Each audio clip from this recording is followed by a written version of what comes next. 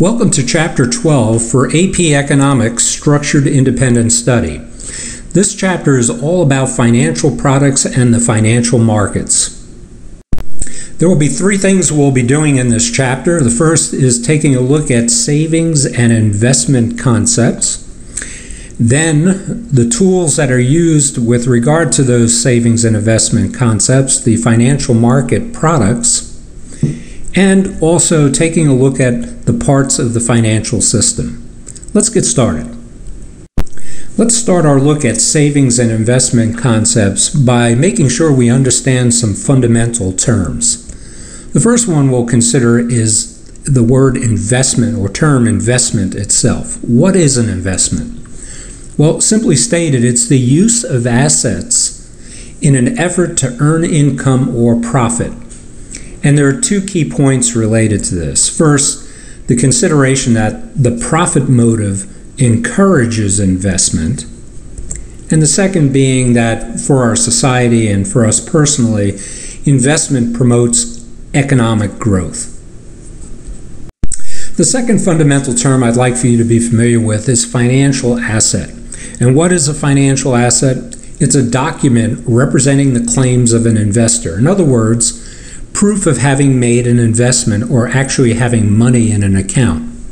Now, financial assets are also called securities, and please note the root word here, security. The whole idea behind this is that if you're putting money in an investment or having money saved in an account, you're trying to secure your future. So that's why we call a financial asset a security. One other piece of advice here in today's modern world, many of you will probably wind up doing your banking online or electronically, and either having your bank statement sent to you via email or checking it on a website. I highly recommend that you get in the practice of periodically or once a month printing out your bank statement and putting it in a file and keeping the statements for a number of months and then culling them out over time. The reason for this is that, heaven forbid, if we ever have a technology failure and so forth, you need to have a physical copy or proof of asset of your financial asset, and the only way to do that would be to have a copy of your bank statement. So that's just a good practice for our adult world, even though we're moving to the electronic environment, to get in the habit of doing. So keep a physical copy as well. Here are two other fundamental key terms. Somebody may ask you about your investment portfolio. And what your portfolio would be a collection of your financial assets. Over time, you might collect quite a few different types of financial assets, such as stocks, bonds, other types of savings vehicles like certificates of deposit, and the like. And when somebody asks you about that, they're asking about your total investment package, your portfolio. The next one is a prospectus. This is simply an investment report on an investment vehicle or a financial asset that's provided by a financial advisor or an intermediary. Well, this could be like a stock report recommending or telling you about how the investment has performed over time. And the word intermediary, if you're not familiar with that, what it means is a go-between or representative, an agent or a broker. A licensed intermediary must purchase financial products on your behalf. And that's a good point. To buy stocks and bonds, you need to go to a licensed broker to do that, to make those investments and open up an account with a brokerage firm. And the intermediary, the broker, will very likely provide you with a prospectus or investment report on the types of investments that you may want to consider putting your money into. Let's now quickly look at the concepts of risk and return. Risk is defined as the possibility of suffering loss. Return, from a financial perspective, is defined as the profit an investor receives above and beyond the sum of money that's initially invested. Now, there's a very important concept that you need to keep in mind with regard to risk and return and investments. The higher the potential return on an investment, the riskier the investment is going to be. Also, beware of Ponzi schemes. Now, I'm going to be talking about how a Ponzi scheme works in the Course Resource Center, but just shortly here, Ponzi schemes are very similar to, if you may be familiar with, pyramid schemes or frauds, or a house of cards, if you will. That was first developed by, and I can't remember if his first name was John or Joseph Ponzi, back in the early 1900s with regard to financial investments. And just recently, and this is the example I'm going to be using in the Resource Center, the United States federal government busted the world's largest Ponzi scheme ever that was bilking investors of in excess of tens of billions of dollars just around the time of the 2008 financial crisis. And it was the Bernie Madoff Ponzi scheme that I'll use as the illustration of the pyramid scheme with regard to investment products. But you need to be aware of those. I guess there's an old adage to be applied here too. If an investment sounds too good to be true in terms of its return, it probably is too good to be true. One additional fundamental concept with regard to risk and return that you need to be familiar with is the concept of diversification. And diversification used with regard to investment products is defined as the following: the strategy of spreading out investments to reduce your risk. And I have here the question, why would you want to do this? And I'll answer that in a second by providing you one simple example as a reason why. But before I do, I want to point out that this seems like a pretty logical, simple, straightforward, and sensible idea to spread out your investments to reduce your risk. And interestingly, this idea won somebody the Nobel Prize for economics. Harry Markowitz, back in the mid-1900s, came up with this theory of diversification, or rationale that people should diversify their investments, and was awarded the Nobel Prize for it. Kind of interesting. Okay, so why would you want to do this? Well, I'll give you a simple, straightforward reason. More than half of all new businesses fail. So don't put your money or all your eggs in one basket, if you will. Diversify your investments out so that you can reduce your risk. And I say that even if you're going into business with a family member, hedge your bets and make sure that you're protecting yourself in terms of reducing risk. In the image in the upper right-hand corner of the screen, here we have a graphical example of an investment portfolio that is diversified. You have some money in stocks, some in gold, bonds, and you keep some in cash. You may have some money invested in a specific business as well. So take diversification seriously. It's a good practice. Now we'll move on to taking a look at the most common types of financial assets. And we're going to start with bonds. And in talking about bonds, I'm going to start with three fundamental facts about bonds. The first is that a bond is a loan that represents debt that either a government or a corporation must repay to an investor. Many people like to say that when a government issues a bond for sale or a corporation issues a bond for sale, the government or corporation is actually turning themselves into a bank or an investment organization, in the sense that the person purchasing the bond is loaning money and they're going to get a return.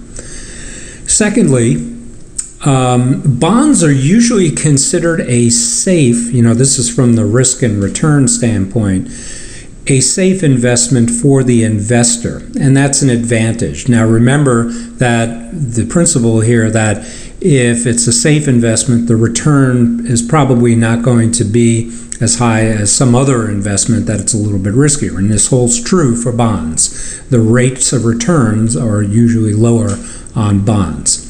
And why are they safe investments? Well, particularly so for government bonds, because it's not very likely that a state or local, or for that matter, the federal government is going to go away and not be able to repay the bondholder. Either repay the bondholder the amount which is due at the end of the bond term, or make the interest payments on the bond. The governments are going to be around. Quite frankly, I like to say it this way, that if the government disappears, either state, local, or federal government, we're probably going to have some greater concerns than redeeming our bonds that we bought from the governments.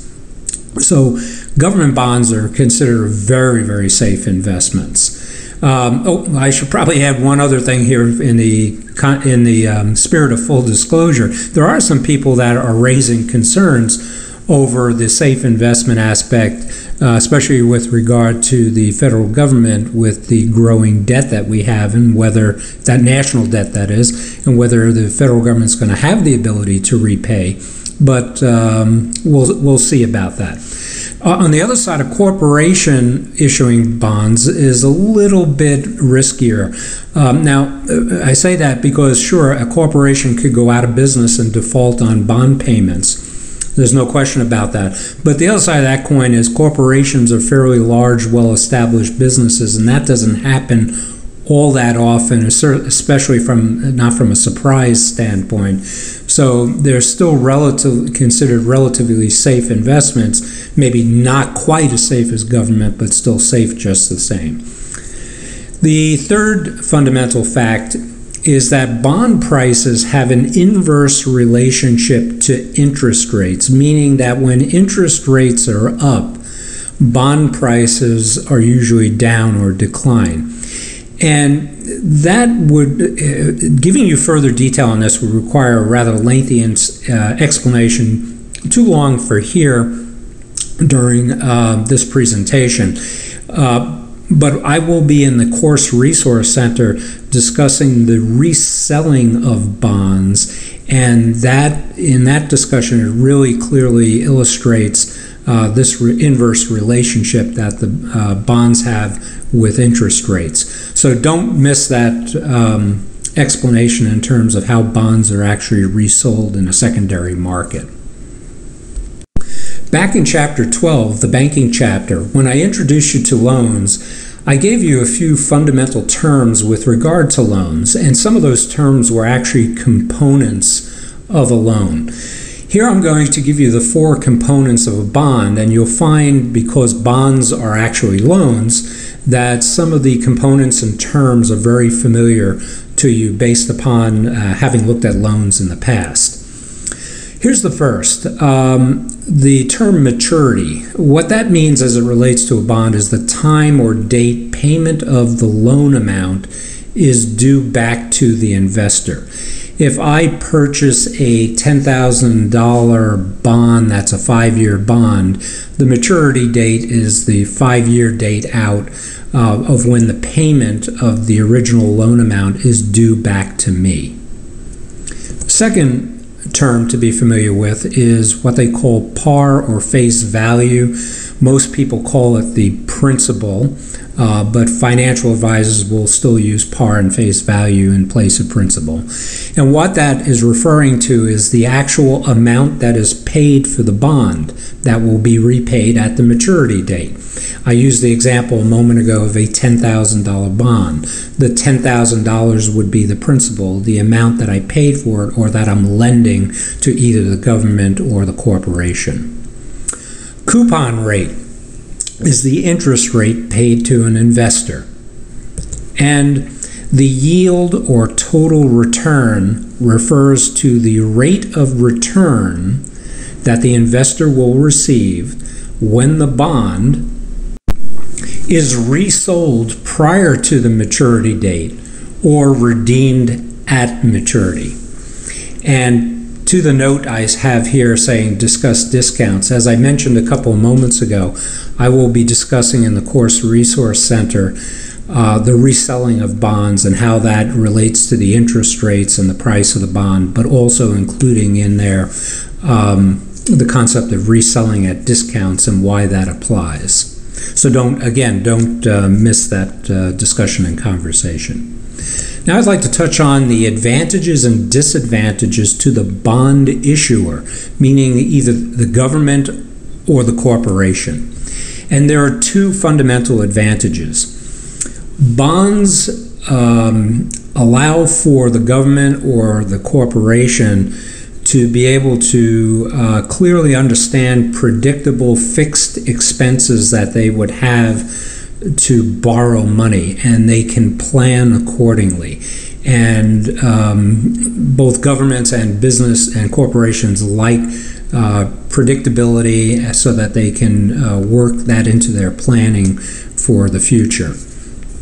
The second advantage is that bondholders do not own part of the company or the government. Well, you can make an argument that if you're a citizen and you buy a bond, government bond, that you as a citizen own part of your government, certainly. And this is more important advantage from a corporation standpoint. A bondholder is different than a stockholder. A stockholder has a voice in how a corporation is managed. A bondholder is no different than a bank and does not have an active voice like a stockholder does in a company, and that can be an advantage to a corporation in terms of this relationship in borrowing money. And there are two disadvantages to the bond issuers.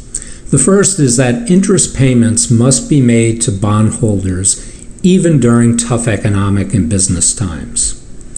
Secondly, if the bond issuer has poor financial health, and this particularly comes into play with regard to corporations, it'll make the sale of bonds to raise money difficult and also have an impact on the resale of bonds at discounts.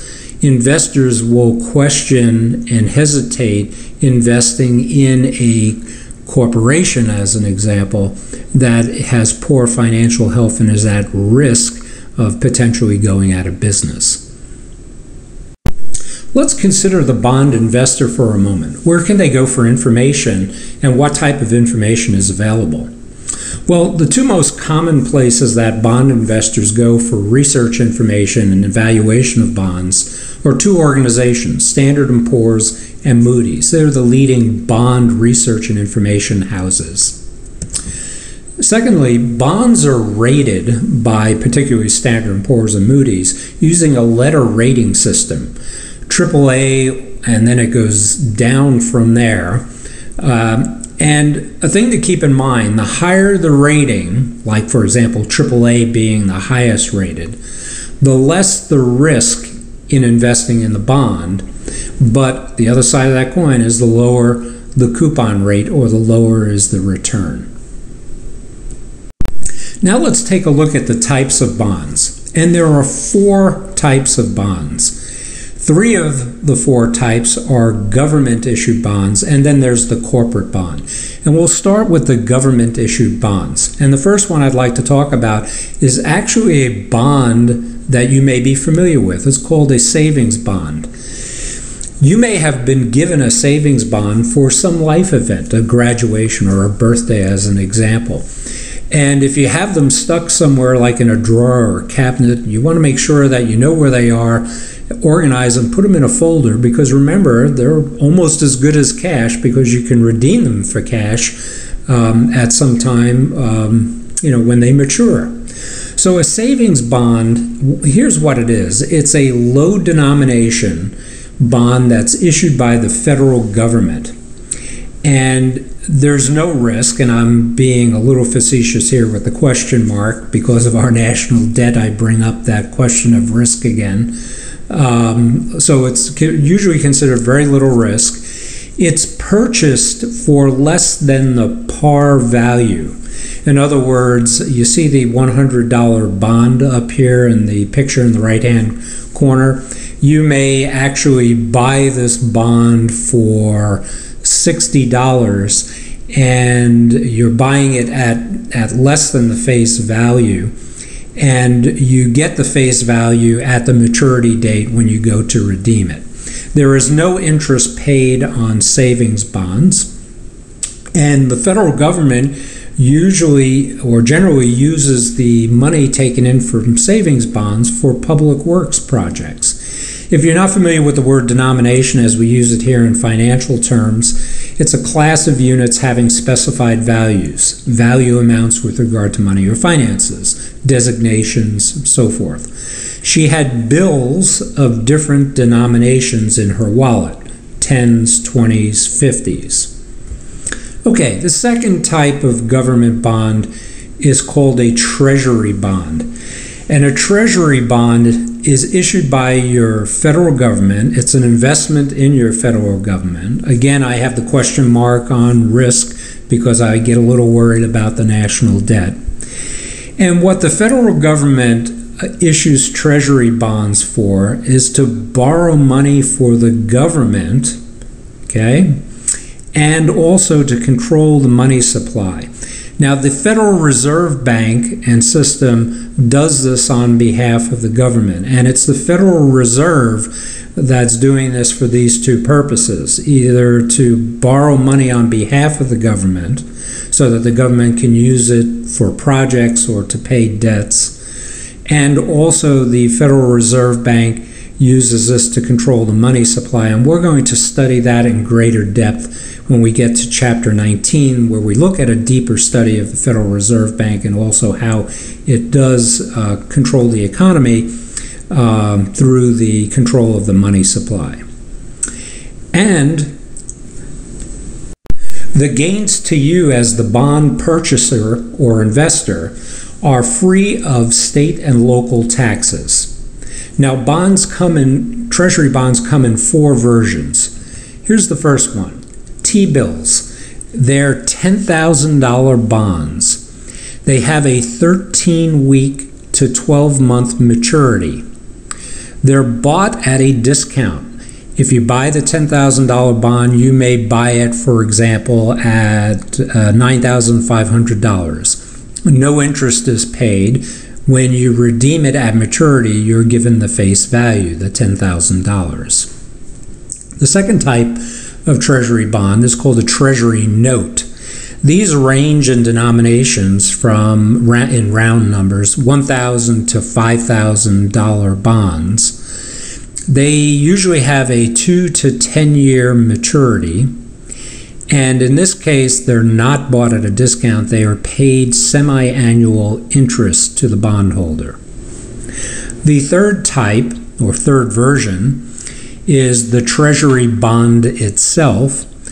These are $1,000 denominations and up, and have maturity dates of 10 years and beyond. These pay semi-annual interest. The fourth version of a treasury bond is called a zero coupon bond. These come in many denominations, have a wide range of maturities from 6 months to 30 years, very broad. They're sold at very deep discounts and no interest is paid, so you get the face value of the bond that you bought at the maturity date. Now, the third type of government bond is the municipal bond, commonly referred to by investment advisors as munis. They're issued by state and local governments, and they're used to fund local public works.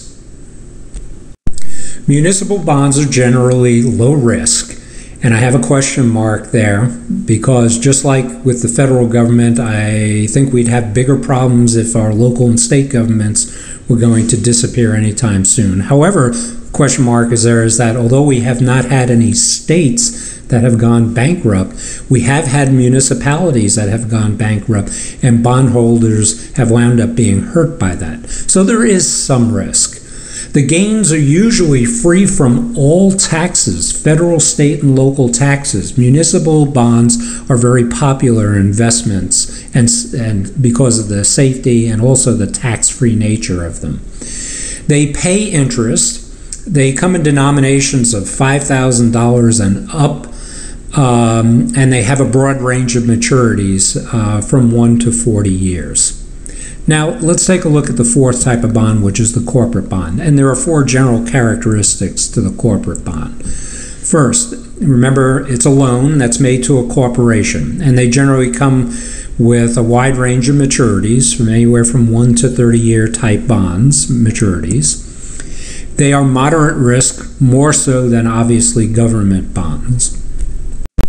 They come in a wide range of denominations, anywhere from $1,000 on up, and where the treasury bonds are regulated and managed by the Federal Reserve Bank and system for the government, the corporate bond is heavily scrutinized and watched and regulated by the Securities and Exchange Commission agency of the federal government.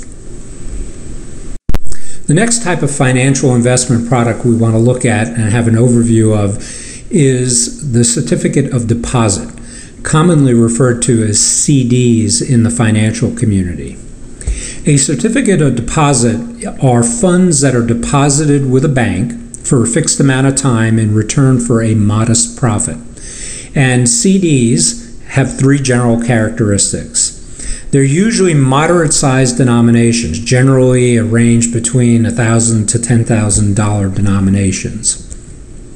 They're low risk, and the reason for that is their funds deposited with a bank are protected by the FDIC, the Federal Deposit Insurance Corporation, which I had mentioned at the end of Chapter 12. So the investor's investment is protected up to that $250,000. Thirdly, they're commonly used for IRAs, individual retirement accounts. The next investment product to look into is a money market account. Once again, these are funds that are deposited with a bank for a modest profit. And this profit will be above what you would get with a simple savings account, that's commonly called a passbook savings account, but lower than the CDs that we just looked at. Money market accounts have 3 characteristics. First, there's a minimum deposit required, usually $2,500, but there are relatively few restrictions put on the account.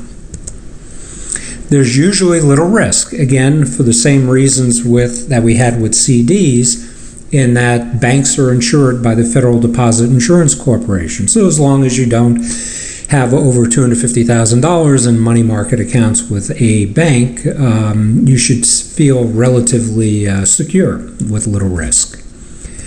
And third, by putting money into a money market account, you get additional bank services that come in different shapes and forms and formats, such as things like free checking, overdraft protection, and a host of others. And it depends upon which bank you have your money market account with. Next, we move on to considering stocks as an investment vehicle. You're familiar with stocks based upon what we covered in Chapter 9, Business Organizations, when we looked at the characteristics of a corporation. And you know, stock is a share of ownership in a company. In the financial community, stocks are also referred to as equities. Now, there are 3 benefits or possible benefits of owning stock. And here's the first one I'd like to talk about. It's called dividends. Not every corporation pays dividends to their stockholders. Some do. And you can think of a dividend sort of like an interest payment. And what the corporation will do is take a part of the corporation's profits and divide it by the number of shares of stock and pay that out per share to the stockholders. And when they do this, the corporations that do pay dividends, they usually do this 4 times a year. A second possible benefit of owning stock is that stock has the ability to potentially provide you with a capital gain. And what a capital gain is an appreciation of the stock price. If you're not familiar with the word appreciation, as it's used here, let me give you some background relating to financial issues. To rise in value, increase. He realized a significant appreciation in his stock portfolio as business conditions improved. Unlike a bond, which is static, meaning if you buy a $10,000 bond on maturity date, you'll get $10,000 back. Yes, you've earned interest during the period of time you've held the bond. Stock is different in that if you buy a share of stock at, let's say, $50, depending upon the corporation's performance, it's very possible that the value of the share of stock will increase to, let's say, $150, at which time you could sell the stock and realize the capital gain or the profit from the sale of the and the increased value. Now, something to be aware of. I have capital gain here and I have capital loss, and understanding both. Just as you could buy a share of stock for $50, and the corporation run into some hard times, and the value of the stock through the price drops down to $25, you could wind up losing money. And in a moment I'll talk about the advantages and disadvantages of owning stock, one of which is that it's obviously far more risky than bonds.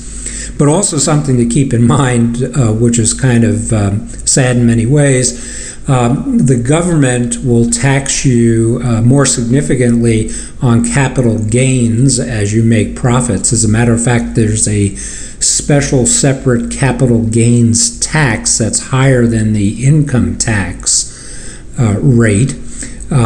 So this goes back to the reference I made in Chapter 9 about double taxation.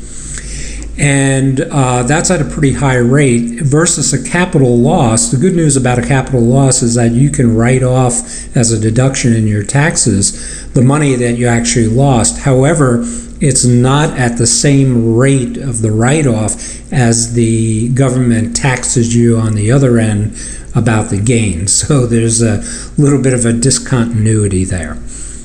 The next possible benefit of owning stock is that sometimes corporations do so well that they, for a number of reasons, to reward stockholders but also to try to raise more money, will actually split the shares of stock, and that multiplies your holdings, and that usually winds up working out to be pretty good for the investor, because the corporation would not do a stock split if they didn't think that the price of the share of stock will continually be going up in the future. So their prospects for their future business, they're feeling really good about.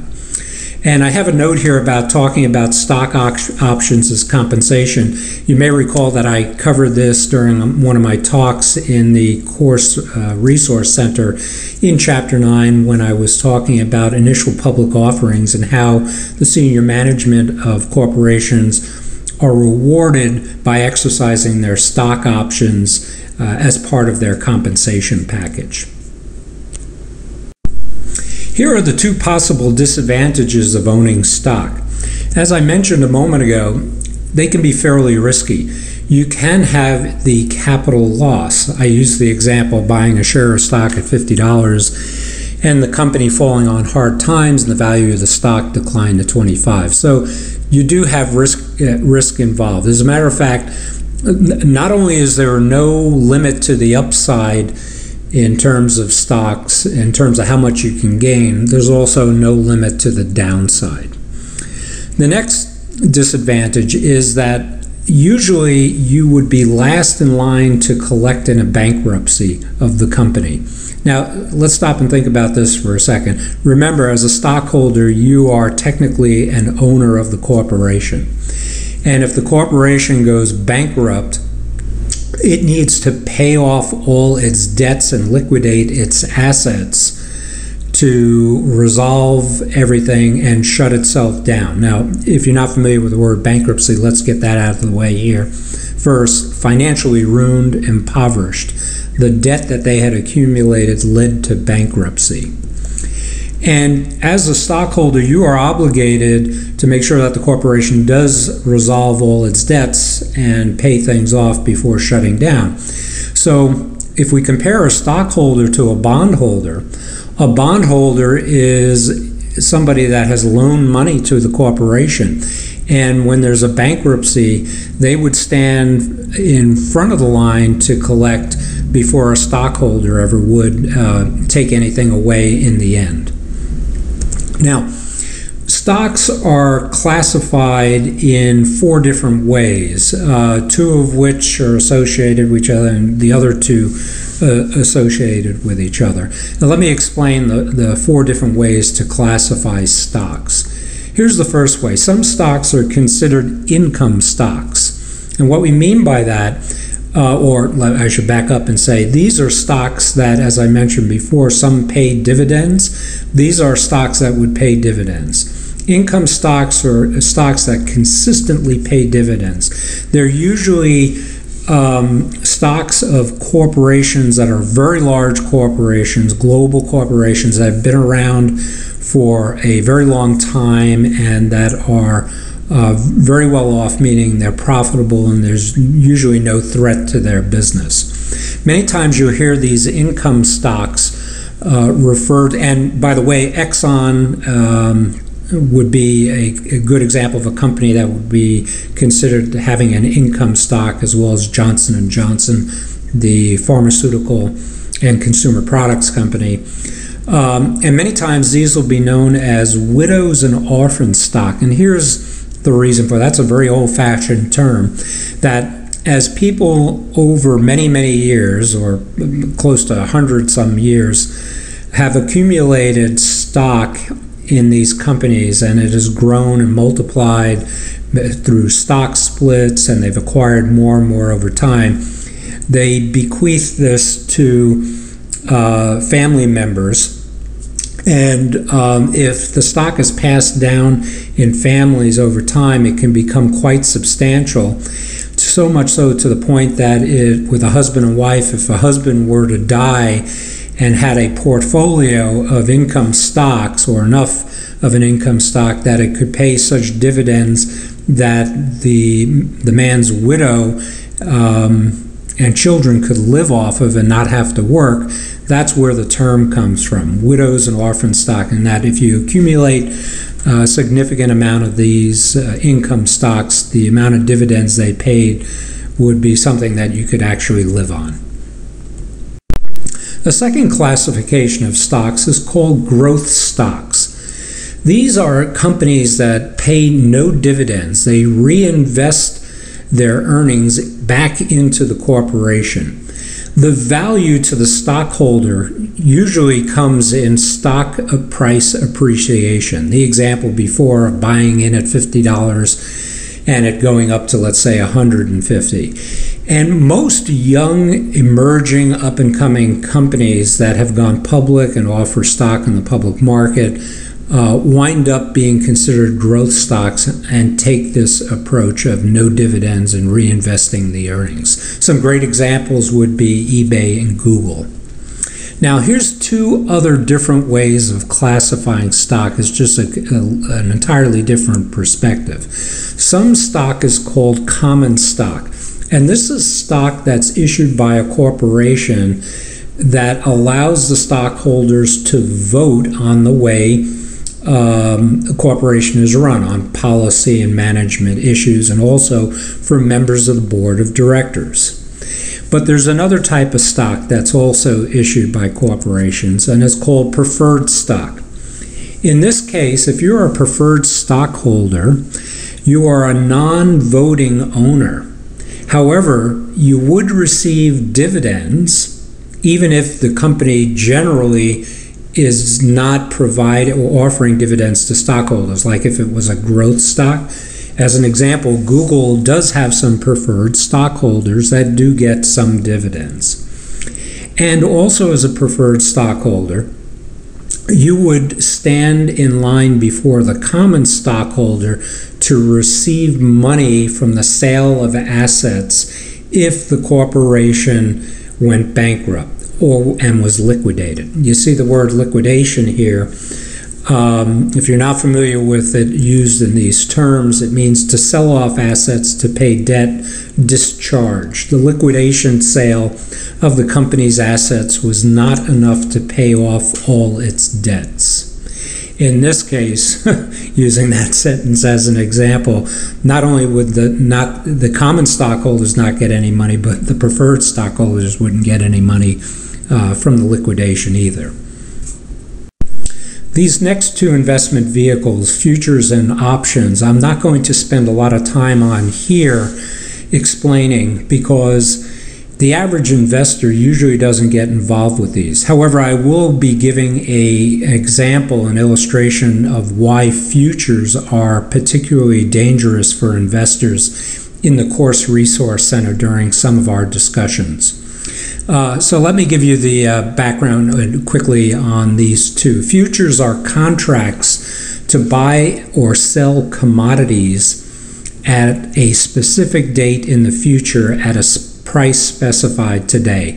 If that sounds a little confusing or a little complex, it is, and that underlies the danger in getting involved in futures contracts. Unless you are deeply involved in a particular industry related to the commodity, the futures have a tendency to be a very dangerous, very high risk investment vehicle. So catch my explanation and illustrations in the Course Resource Center, and I think you'll understand what I mean. The other one, options, is something that we talked about earlier in this chapter and also going back to chapter 9, that options contracts are contracts that give investors a choice to buy discounted stock at a specified time, and they're usually used as part of a compensation package for corporate executives. The last investment product that I'll talk about here is the world's most popular investment product. And the likelihood of you buying into this type of investment product in your lifetime is very high or very probable. And you buy a mutual fund from a broker or buy into it through a broker. And what a mutual fund is a collection of financial products that's viewed as a single investment. And it's a very popular product that's used to make up 401k plans. And 401k plans I talked about in Chapter 9 as a benefit vehicle offered by corporations. And here are the advantages to a mutual fund. And by the way, before I talk about advantages, you don't necessarily have to work for a corporation to buy into a mutual fund through the 401k. You can do this independently as an individual and working with an investment broker. So the two advantages of mutual funds are that first, they're an easy way to diversify your investments, and I want to reemphasize that diversification is a very good strategy to protect yourself and reduce risk. The second advantage is that you're getting expert advice and management with regard to your investments. Mutual fund companies provide outstanding advisement and management advice for your investments. Now, they have two characteristics to the mutual funds.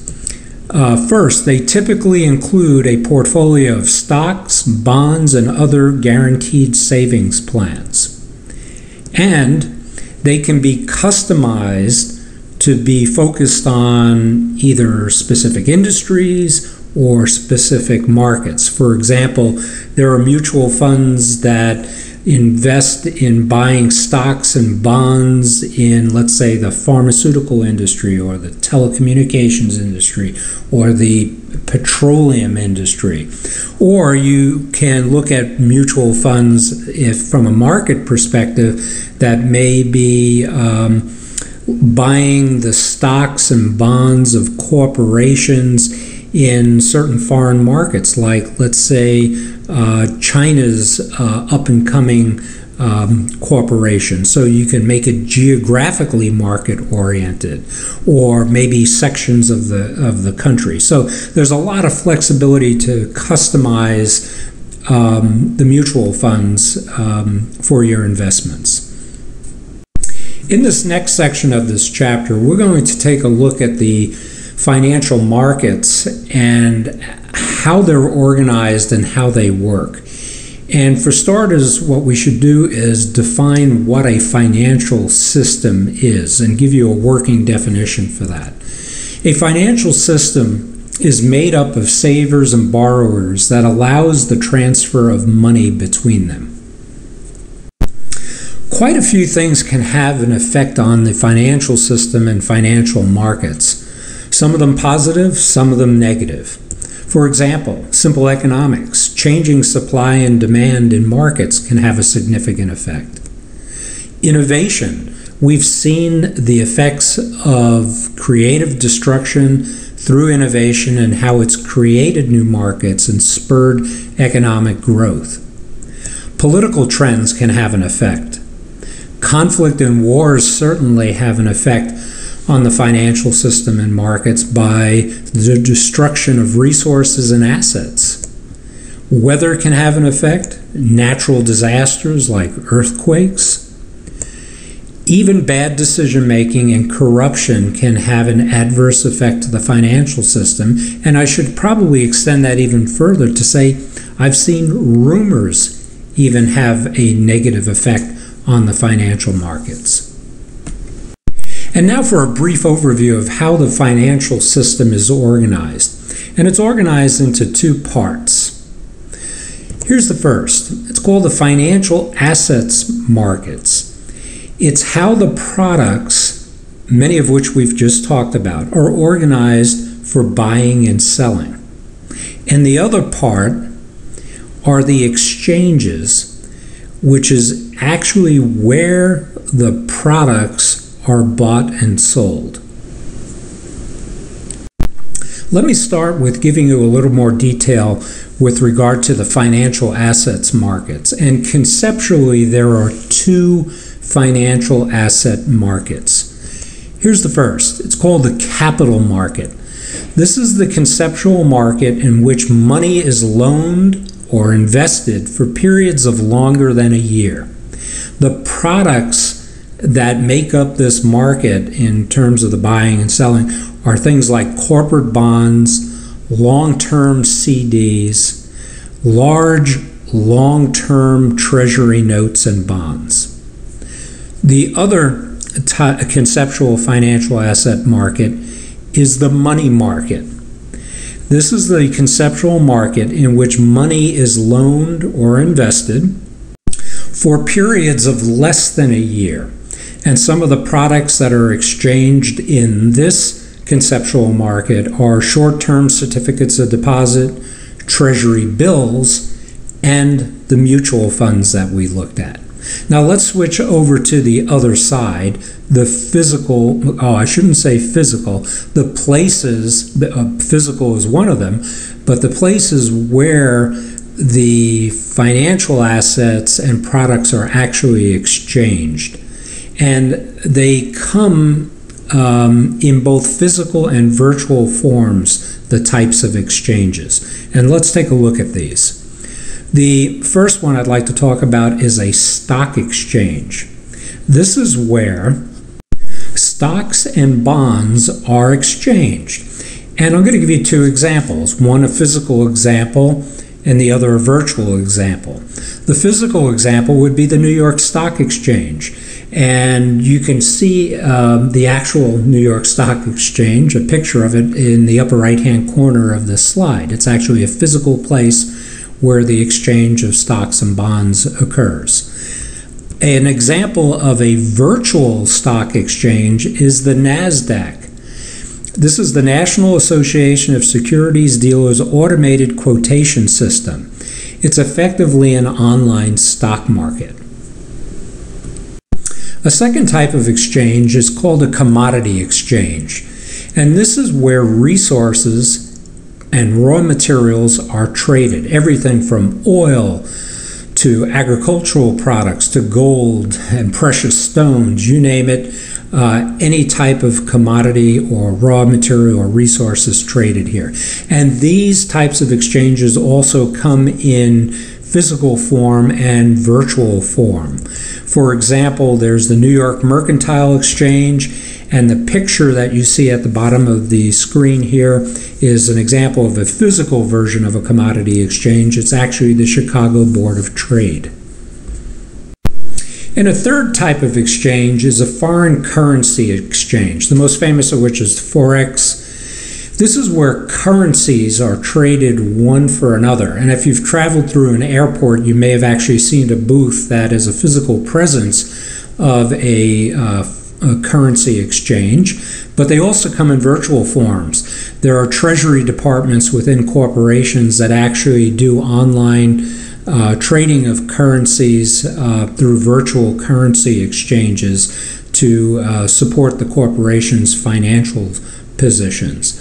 We will delve into why countries and people would want to do currency exchanges in Chapter 19 with regard to monetary policy, and also Chapter 20 where we look at global trade. We do a little bit deeper study in that, so you can look forward to that coming in the not too distant future here. In summarizing a bit with regard to investment products, I want to take a moment and mention where you can go for investment products. First, as we've talked about, banks, they provide quite a few different investment products, everything from money market accounts and certificates of deposits, but also now stocks and bonds through separate arm's length divisions of the banks with the repeal of the Glass-Steagall Act, which I had mentioned at the end of Chapter 12 a couple of years ago. Actually, insurance companies also offer some investment products in the form of CDs and special types of funds. And then we've mentioned the brokerage companies, which you can find your classic stocks and bonds, futures, certificates of deposit, and some other, most importantly, mutual funds, and some other bank services that we had mentioned as well. As we move towards wrapping up this chapter, I want to spend a few moments providing an overview of some of the aspects about how we measure the performance of the financial system. And in doing so, we use 5 items. First, we look at the M1 and M2 portions of the money supply very closely and monitor those. We also monitor commodity contracts that are being traded and the prices associated with them. However, the most well-known aspect of the measurement of the financial system comes in the form of the Dow Jones Industrial Average, commonly short known as the Dow. What this is a measurement, it's a collective measurement of the stock performance index of 30 major companies that are supposed to truly represent the United States economy across a number of industries. We monitor the value associated with the stocks and their price performance in the stock market. Quite often, if you listen to a news report in the morning, at the tail end of the news report, they'll give you the information on the Dow Jones Industrial Average from the prior day as to whether the market was up or down. And also associated with that, they may even give you the information on this measurement, which is secondary to the Dow Jones Industrial Average. It's called the S&P, standing for Standard & Poor's 500. This is a little broader view than the Dow Jones Industrial Average. It measures the collective stock price performance of not 30 but 500 companies within our economy, and it gives you a little bit broader measure of the overall stock market. There are also some other indexes, what we call specialty indexes, that measure the performance of specific industries or markets. Some examples that you may hear about in the future are the Russell 500 or the Wilshire 2000. If you begin to listen to news reports about how the financial markets and the financial system is doing on a regular basis, you may get introduced to these two guys and what they represent, the bull and the bear. These are terms that are used to describe market conditions that are characteristic of the two animals. If it's described that we're going through a period of a bear market, what people are describing is a poor set of business conditions with little investing going on. It's a down market and prices are probably declining. That is, prices for stocks and bonds and so forth. If they're talking about a bull market, they're talking about a market that has good business conditions going on within it, and there's a lot of investing going on, and the market is on its way up, and prices are on their way up, and things are getting better. Kind of like characteristic of a bull, rampaging around, versus a bear hibernating and withdrawing. So these are two very commonly used terms to describe some broad market conditions. The last thing that I want to cover in this chapter is an overview of the 6 things that in combination can cause financial markets to fail, as they did in 1929, 1987, 2001, and 2008. And a few moments ago I talked about things that can have negative effects on the financial markets, but I want to focus in specifically on one of the things I had mentioned, which is bad decision making. I will also in this section talk in a few moments about the things that are being put in place to try to prevent complete market crashes and failures. So here are the 6 things that in combination can cause the financial markets to fail based upon generally bad decision making. The first is stock speculation. This is when investors buy stock on rumor or a hunch without any analysis, going into it blindly, not being informed, and putting their money at great risk. Secondly, and usually closely associated with stock speculation, is the action of margin buys, which is buying stock with credit. So imagine this: we have an investor that's going to go off based upon a rumor and buy stock that the rumor might not be true, and they may wind up getting hurt, but they do it on credit, meaning they borrow the money to buy the stock. So they go in, and I'll use that example of buying a share of stock for $50, and the rumor isn't true, and as a matter of fact some bad happens and the stock drops to $25. It creates a doubly bad situation in that they didn't have the money to buy it at $50 to begin with. They borrowed it, and now they're in a hole with not only owing the money, but trying to find additional money since they lost value. These two things in combination are very bad. As I mentioned a moment ago, these things happen in combination to create the failure. And when you have stock speculation going on, that increases demand for the stocks, and that will increase, therefore, the prices. And when the prices soar far above the real value of the companies, that's when you have the potential for a disaster, especially with the people who are doing the margin buys using the credit. Now, some other things happen in combination here usually as well. You usually see when the markets fail that consumer and government debt has been increasing.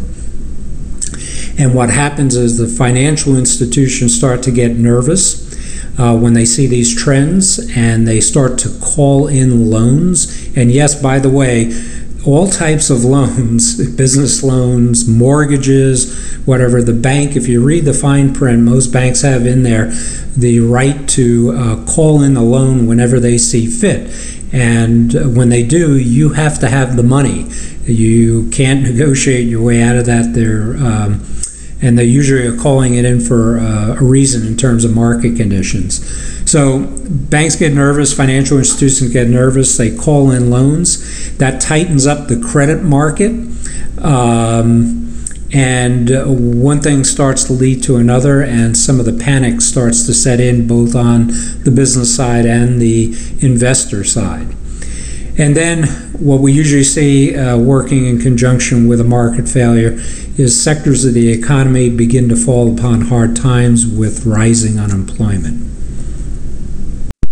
And lastly, there have been some new weapons developed and designed to try to prevent complete crashes, and some of these have been very controversial. I'll start with the first one, which is not. We've been able to take advantage of our technology advancements to put in market controls, what they call circuit breakers, that actually will shut down the exchanges when the markets show signs of overheating based upon the speculation and other types of economic conditions. So that happens to be a good weapon, if you will, and it has been used effectively a number of times in recent years. Now here come the controversial weapons designed to prevent complete crashes. The first is new powers in 2008 that was given to the Federal Reserve Bank and system to be able to set reserve requirements for brokers and loans, and also offer loans to any corporation. Now this fringes upon, in many people's minds, our free market principles in terms of government or quasi-government institutions sticking their arms deeply into the free market. So that's why this has been controversial. But even more controversial than that has been the new powers given in 2008 to the Treasury Department, where the federal government in the financial crisis of 2008 and during the Great Recession actually took ownership stakes in private corporations, not probably the most famous of which was the fact that the federal government became the actual owner, majority owner, stock owner of General Motors. So that also has set some people off in terms of questioning whether we have given up some free market principles in the effort to avoid complete market crashes, and we'll see where that goes for the future. Well, that brings us to the end of Chapter 13, Financial Markets and Financial Products. We're going to start to make our move very heavily into further into our study of macroeconomics and looking at, in Chapter 14, major economic challenges such as inflation, poverty, and unemployment. And we'll see you there.